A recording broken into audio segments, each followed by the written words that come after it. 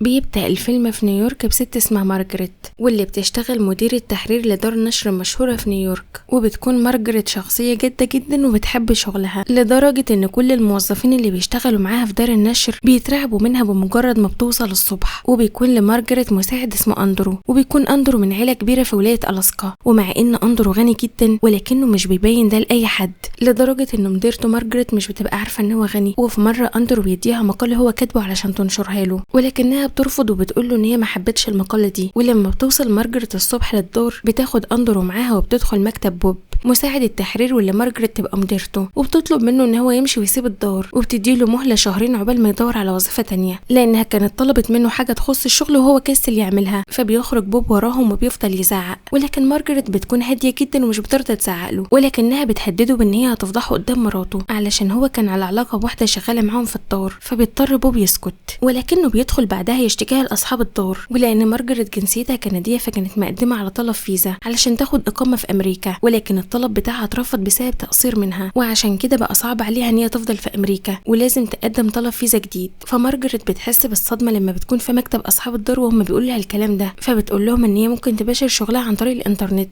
ولكنهم بيصدموها بيقولوا لها بانهم اصلا هيعينوا بوب مكانها اللي هي لسه طارداه من دقايق. فمارجريت بتفكر بسرعه وبتقول لهم بان هي تتجوز اندرو، وبكده تقدر تاخد اقامه في امريكا علشان هتبقى متجوزه مواطن امريكي. فبيتفاجئ اندرو بكلامها وبيندهش ومش بيعلق من كتر دهشته، ولكن اصحاب الدار بيباركوا لهم وبيهنوهم، وفي ثانيه بيكون خبر جوازهم انتشر. ولما بيدخل أندرو بعدها وبيتكلم مع مارجريت على اللي قالته بتقول له ان دي انسب طريقه علشان يساعدها، وان هو لو رفض ده فبوب هيمشيه لان بوب هياخد مكانها. وبتقول له ان لو بوب مشاها حلمه كمحرر هيموت لان هو نفسه يبقى محرر صحفي كبير. وبتطمنه كمان بان الجوازه دي هتكون كده وكده لحد ما تثبت رجلها في امريكا وبعد كده يتطلقوا عادي. فبيضطر أندرو انه يوافق، وبيروحوا على طول بعدها لمكتب الهجره والتجنيس الامريكي، ومارجريت بتقدم على طلب تأشيرة جواز لموظف الاستقبال. فبيدخلوهم هي وأندرو بعدها للمكتب، وبيجي لهم واحد وبيكون ده المسؤول عن استلام طلبات تأشيرات الجواز، وبيقعد معاهم، ولكنه بيكون عنده معلومة مسبقة من بوب ان مارجريت عاوزة تتجوز علشان تاخد الجنسية. فبيحذرهم وبيقول لهم بان التحايل على القانون في الحتة دي بالذات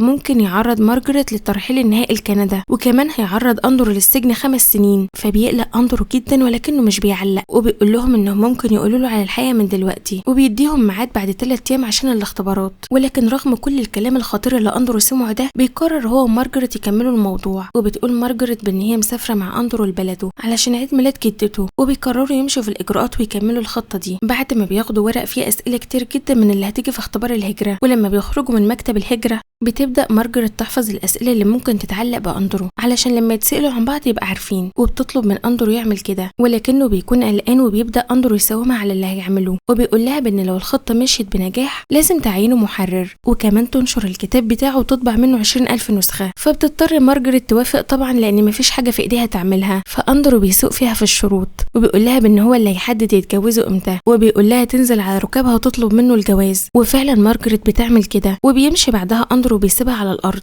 وتاني يوم بيسافروا لألاسكا، ولما بيوصلوا ألاسكا بتستقبلهم جريس أم أندرو وأني جدته، واللي بيكون أندرو وحشهم جدا وما شافهمش من 3 سنين. وبيكونوا عارفين من أندرو إن المديرة بتاعته ست مستبدة، ولكنهم بيرحبوا بيها جدا في بيتهم. وفي الطريق بتلاحظ مارجريت إن في محلات ومشاريع كتير في البلد باسم عيلة أندرو، فبتستغرب لأنه ما قالهاش قبل كده إنه غني بالشكل ده. ولما بيوصلوا لبيت عيلة أندرو بيتفاجئوا بإن عيلته عاملين لهم احتفال صغير على القد وعازمين فيه 50 واحد بس. وجوه الحفلة مارجريت بتسأل أندرو هيعلن خبر جوازهم للناس امتى، ولكنه بيكون مش مستعجل، خصوصا انه صعب عليه يقول كده مرة واحدة للناس، فلازم يمهد لهم الأول. وبيفكرها بان ده ضمن شروطه، وهو انه يقول الخبر وقت ما هو عاوز. ولكن لما جو أبو أندرو بياخد ابنه على جنب علشان يتكلموا شوية بيقول له ازاي تجيب مديرتك هنا. فهنا أندرو بيقول له ان هو خطب مارجريت وهيتجوزها. فبيتفاجئ أبوه، وبعدها بيروح أندرو وبيقف قدام الناس كلها وبيقول لهم بانه خطب مارجريت وهيتجوزوا قريب. فالكل بيفرح لهم ما عدا جو لانه متحفظ على الجوازة دي جدا. وفي الحفلة بتكون جيرتا صاحبة أندرو موجودة هي كمان، وجيرت كانت انفصلت عن أندرو زمان بسبب ان هو سابها وسافر نيويورك يدور على احلامه، ولكن على الرغم من كده بتهنيه جيرت. فالناس كلها بتنبسط بالحكايه الرومانسيه دي، وبيفضلوا يزنوا عليهم علشان يقبلوا بعض. فأندرو ومارجريت بيتدبسوا وبيقبلوا بعض،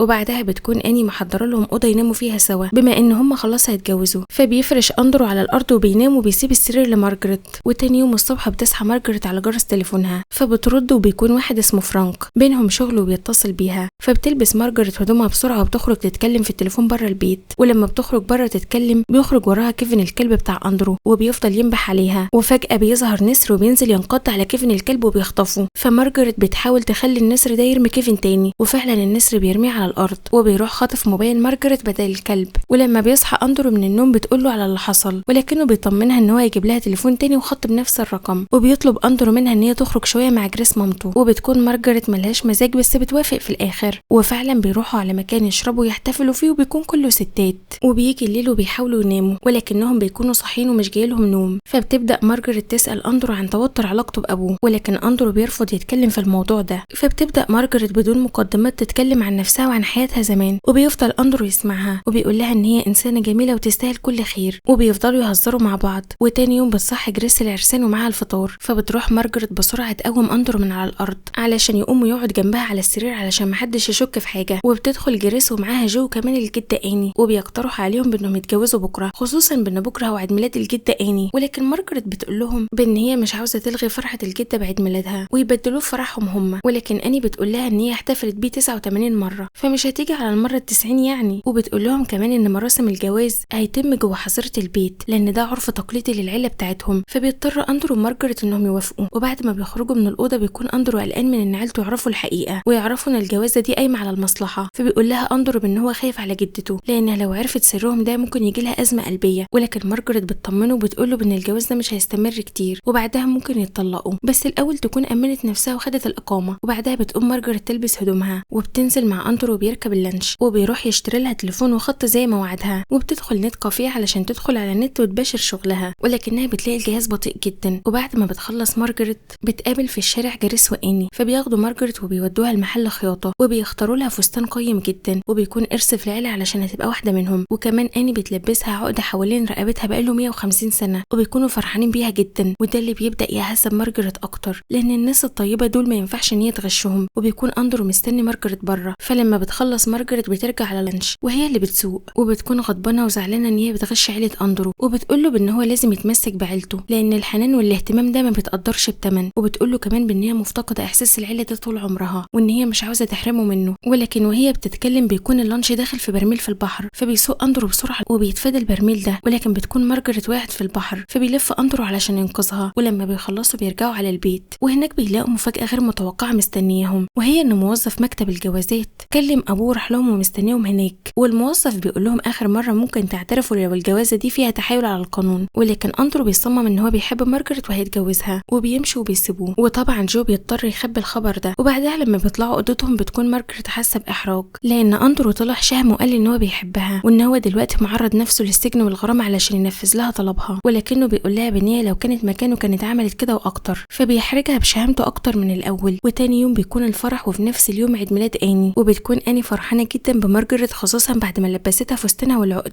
ولكن فجأة مارجريت بتقول كلمة للناس كلها وبتعترف لهم بحقيقة الجوازة دي وإن هي قايمة على مصلحتها هي، وبتحكي لهم قصة ترحيلها وكل حاجة وإن هي اللي أرغمت أندرو على الجوازة دي وبتخلي مسؤوليته تماما عن كل حاجة. فالناس كلها بتنصدم من كلام مارجريت، ومنهم طبعا موظف الجوازات اللي بيكون قاعد. فبتقوم مارجريت بعد كده وبتدخل أوضتها وبتغير الفستان وبتجهز شنطتها علشان تمشي. فلما أندرو بيطلع لها الأوضة مش بيلاقيها، ولكنه بيلاقي منها جواب بتقول فيه بإن هو هيبقى محرر ممتاز وبتتمنى له كل خير. فبيقرر إن هو يلحقها، ولكن بيحصل جدل بين أندرو وأبوه بسبب مارجريت. لكن فجأة الجدة آني بتتعب جدا وبيجي لها أزمة قلبية، فبيطلبوا بسرعة الإسعاف وبتوصل طيارة الإسعاف وبياخدوها على المستشفى. ولكن وهم في الجو بتفوق آني وبتعرفهم بإن هي بتمثل ومش تعبانة ولا حاجة وعملت كده علشان خاطر أندرو يلحق مارجريت. فبتنزل طيارة الإسعاف على المطار، ولكن للأسف بتكون مارجريت سافرت نيويورك ومعاها موظف الجوازات علشان يسلمها للسلطات ويرحلوها لبلدها. وساعتها بتقول جريس وآني لأندرو بإن مارجريت ممتازة وخسارة ضيعها من إيده وإن هي شكلها بتحبه جدا واعترفت عشان كده. فبيقرر أندرو يسافر وراها ويلحقها، وبالفعل بيسافر وبيلحق مارجريت في دار النشر وهي بتلم حاجتها علشان تمشي. ولكن أندرو بيقول لها بإن هو بيحبها وإن هو عاوز يتجوزها، وبيقول لها إنه لما قرب منها الفترة اللي فاتت شاف فيها ست ب100 راجل وعندها طموح وهيحققوا مع بعض وحبها بجد،